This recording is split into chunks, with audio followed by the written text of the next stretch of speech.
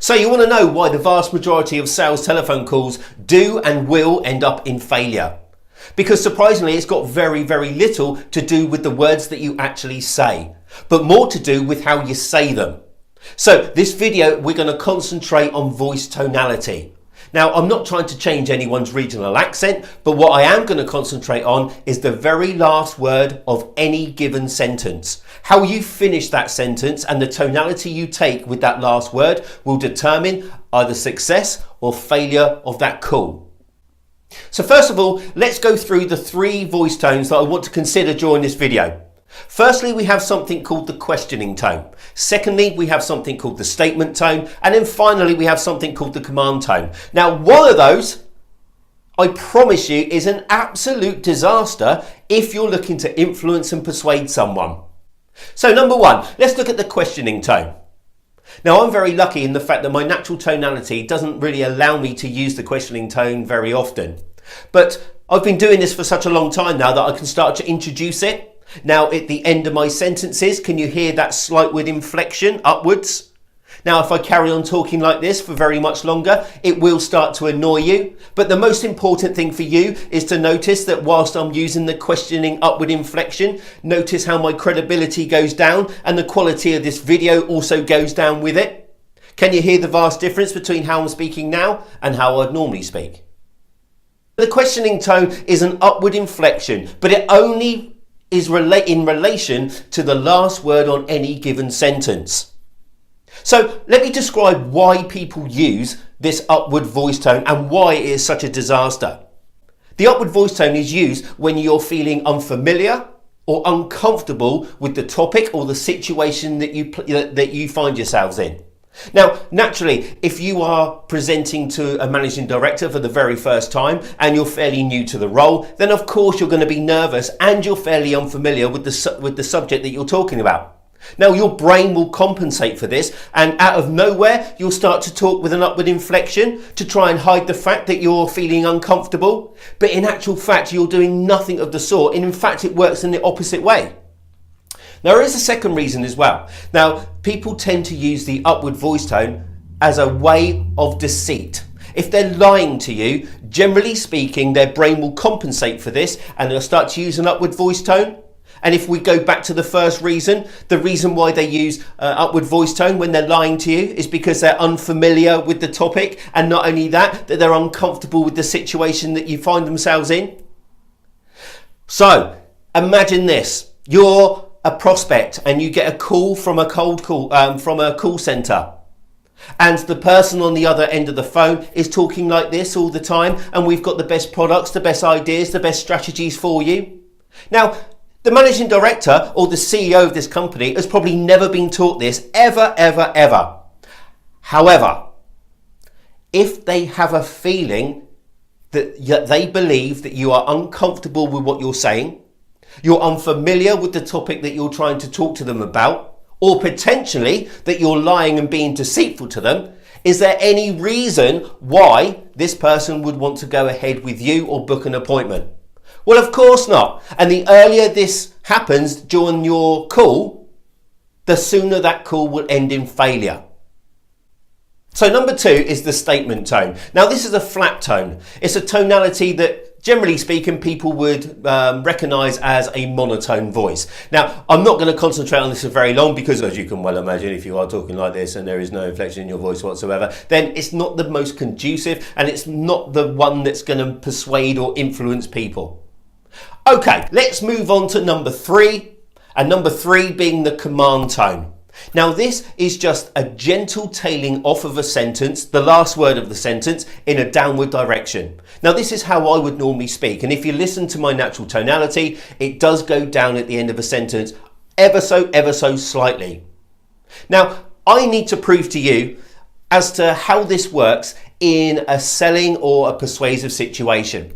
So for this example, I'm going to suggest that I've asked someone out for a drink after work. Now, this happened last week, so today's the day that we're supposed to be going out for a drink after work. And the girl's name was Debbie. So today's the day that I want to confirm with Debbie as to whether we're still going for the drink after work.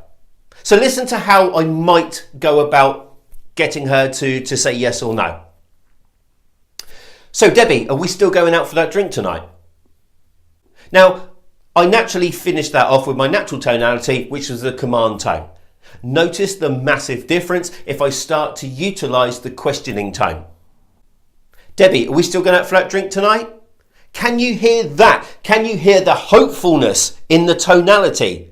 And it's called the questioning tone for a reason, because by me going up at the end of my sentence, I'm effectively giving those words to Debbie's brain for her to question. And inherently, what's she going to come back with if she feels like I feel doubtful? No. Let me just do that again. Debbie, are we still going for that drink tonight? Debbie, are we still going out for that drink tonight? Please don't say no. Please don't reject me. It's ridiculous, isn't it? One tone can cause so much devastation to the outcome of your persuasive message. So what I'm going to do now is to place those two different tonalities into a business environment. Now, whether you're face-to-face or whether you're on the telephone, the same will apply. And let's imagine it goes something like this. Mr. MD, Mr. Prospect, if you're happy with everything we've gone through and providing you're 100% satisfied, is there any reason why we couldn't proceed? Now, let me show you the vast difference with the questioning tone. Now, Mr. Prospect, Mr. MD, if you're happy with everything we've gone through and providing you're 100% satisfied, is there any reason why we couldn't proceed? Please don't say no. Please don't reject me. Can you hear the hopefulness?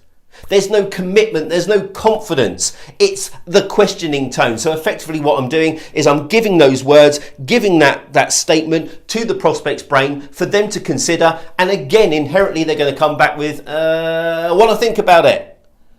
So please, please, please, please, please. The upward voice tone, the questioning tone. If you hear yourself doing it, I'll tell you what to do about it. If you have a colleague that does this, if you're a manager and you know people in your team are doing this, we have to get them out of their natural pitch, their natural conversation, because it is hugely detrimental to their performance and results. And it's only fair on them that we look to correct it. Okay, so if you are someone that's being very honest and you know you use these upward voice tones, the questioning tone, then what can you do to get them out of your natural conversation or natural pitch? Well, it's not actually very easy. My only advice at this stage would be get a piece of paper and draw a downward arrow on it. And at the top of this piece of paper, I want you to write down the word down. Now, every time you hear yourself go up at the end of a sentence, I want you to write down the word on that piece of paper where you heard that upward inflection. And what you'll find out within one day of doing this is it'll be the same word on any given sentence. The benefit of doing this is that within 2 or 3 days, you'll know exactly what words on what sentences that you use these upward inflections, and I guarantee it'll be the last word of every given sentence. The benefit of this is between 2 or 3 days, you'll be able to look down this list and self-correct before you get to that point. Here's a consideration. Is this tonality, the questioning, the statement and the command, is this only useful for persuasion, influence and in the selling environment? Absolutely not. What about a news presenter? Do you ever hear them go up at their end of their sentences? And in today's news, we're sending 10,000 troops to a country we've never heard of. For what reason, we will never know. You never ever hear them use an upward voice tone. Do you know why? Because they're trained not to. It's the same with actors. I can look at a film, I can look at a soap opera, I can look at people on stage and I will recognise the actors or actresses that are uncomfortable with the role that they're playing. Why? Because their brain will compensate, and as they're delivering their lines, instead of being confident and having commitment with the role they're playing, they will compensate and use upward voice tones. And it will go like this. And now, unfortunately, I've ruined your viewing pleasure. And there may be some actors out there that are your favourites, but unfortunately, I've just ruined it for you. Okay, so that's enough of voice tonality. It is hugely, hugely, hugely important to your success, your results, and your future wealth. So please get those upward voice tones out of your pitch, out of your natural conversation, and let's start using the command tone, which is the one that's authoritative, it's the one that carries conviction, and it's the one that shows confidence. So I'm Gary May, this was Made to Persuade, and I really hope you've enjoyed and learned something from this video. If you want to keep up to date with the latest strategies, ideas, and the latest research on influence and persuasion, then please subscribe to the channel below, like this video, and share with your family, friends, and colleagues. I'd really appreciate it. Thank you.